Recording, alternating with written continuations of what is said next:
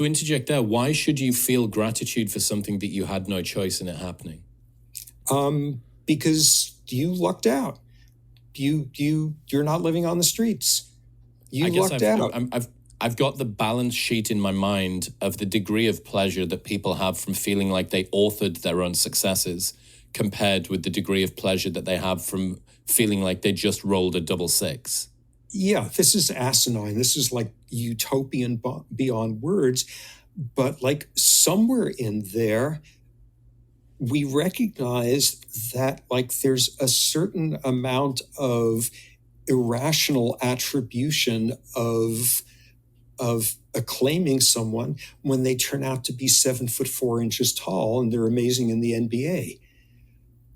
Okay, that kind of, that may begin to explain why they're in the NBA and I'm not, kind of thing.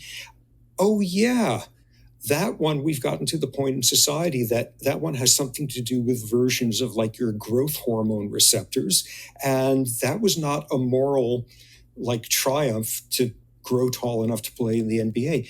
We can kind of deal with that. And, society hasn't fallen apart. We can subtract out praise for somebody growing to be that height, and the world doesn't collapse, and it's a much more accurate assessment. But what we're getting at here is like this enormous false dichotomy we do in our heads, which is like most people don't believe in infinite free will. And they say, yeah, there's stuff we have no control over. Like not everyone gets to be 7'4".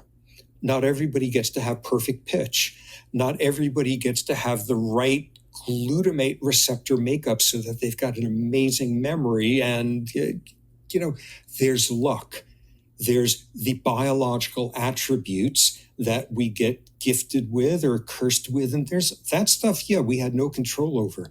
But, what we do with those attributes, do we strive? Do we show tenacity and gumption? Do we, when the going gets tough, do we get going, or do we squander our gifts? Do we indulge ourselves and miss opportunity? That's the measure of who we are. That's this totally false dichotomy that our attributes are made of biology, and what we do, it is made of fairy dust, whether that tests our souls. And that's the most seductive thing. How could you not be I don't know, these 7-footers playing the NBA, and a while back there was this guy Muggsy Bogues who was 5'3" tall, and he played in the NBA because he was amazing. And how could you not be inspired by that? And the one out of gazillion kids born into poverty who somehow are now the CEO of something, and they're so damn inspiring, and looking at the squandering is so pleasurably appalling to watch. I saw in Forbes magazine last year, 70% of wealthy families have lost their fortunes by the second generation because they just squander it. And oh my God, who could resist that? Yeah, that's the arena in which we are convinced that God and Satan are arm wrestling what you do with what you're handed at you.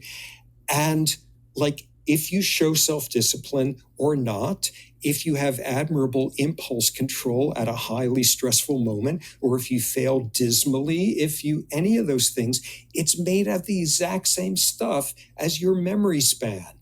And whether you're a good sprinter or not because of the muscle makeup of your thighs, and whether it's the same biology. It's, in my opinion, a much more interesting biology, and it's got lots to do with that part of the brain, the frontal cortex, but it's the same stuff.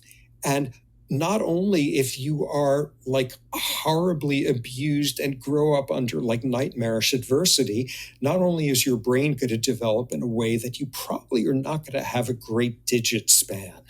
Among the other consequences, you're going to have terrible self-control on the average because your frontal cortex didn't develop properly, and everyone looking at you will have this great Calvinist sort of notion to apply to you, has no self-discipline, can never make themselves do that. At every juncture, they do the wrong thing. They do the self-indulgent thing, and it's made of the same stuff. But yeah, again, there is kind of this problem that, like, I see this all the time. You talk to a bunch of people who have come out to hear a lecture about the brain and that sort of thing. And yeah, they all gulp if you've convinced them in the slightest that free will is a pretty suspect concept. They all gulp and say, okay, well, we're going to have a whole different view about punishment. Oh, I mean, containing dangerous people, and Christ, before it's over with, we're going to have to be like the Scandinavians, and whoa, this is going to be hard, and I got a lot of visceral stuff I'm going to have to overcome there. But if you want to really know what I'm going to have a hard time with, it's, oh, did I not deserve my good salary? Did I not earn my college degree because I was one of the ones who always skipped the parties and went and studied? That's where people really begin to panic, because that's going to be the much harder one. This philosopher, Daniel Dennett, who's like a leading compatibilist, and he's very influential, and he's like a charming speaker and writer, and he's medieval in how he thinks about free will and entitlement and all of that. And like this quote of his that winds up in all of his YouTube talks and interviews and stuff, where he's going on about how, like, you know, we need to hold on to the concept of free will, regardless of whether it's true or not. I happen to think it's true, he says, and here are my completely unsupportable scientific opinions about it. But nonetheless, because we don't want murderers and rapists running around all over the place. And what's going to happen if we don't feel a sense of accomplishment in our prizes? Whoa, that's what he's actually worried about. You know, fucker, with the murderers running around, what's going to happen if I can't feel as if I earned my prize? This is a verbatim quote. If we can't feel a sense of accomplishments for the prizes we've earned. Yeah, ooh, now we know what the problem really is for all of those people with tenure chairs in philosophy or whatever. Like, that's where the panic comes in. And what I spent like the 5 years writing this book thinking I was going to wind up with is like the most unpalatable punchline on earth, which is like, tough. This is how the world works. You really didn't earn those things. It's all chance. It's biological luck. It's environmental luck. So, like, you know, suck it up and be an adult with this. Wow, that's going to be really a fun message to go out and try to sell people. But then you realize this is actually fabulous news. The lack of free will is incredibly liberating, because when it comes to this being a world where we reward and punish people for things that they were not responsible for, most of the time we're punishing people. Most of the time, we're telling people who had the crappy luck in life to be born in a village in the Sahel where there's no clean water, or had the crappy luck to be born into the wrong poor family, or had the crappy luck to not be beautiful, and thus for their whole life they have less of a chance to be loved, or the crappy luck to have genes that make them destined for obesity or any. For most people on this planet, the news that you were not responsible for how it turned out is the most humane damn thing you can tell anyone. And there's this gigantic self-selection problem, which is the people who are going to come and listen to some like nutty lecture are exactly the people who are going to be saying, oh my God, maybe I didn't earn my college degree. The people for whom this is like the liberating message, they're sitting there wondering how they're going to pay the rent at the end of the week.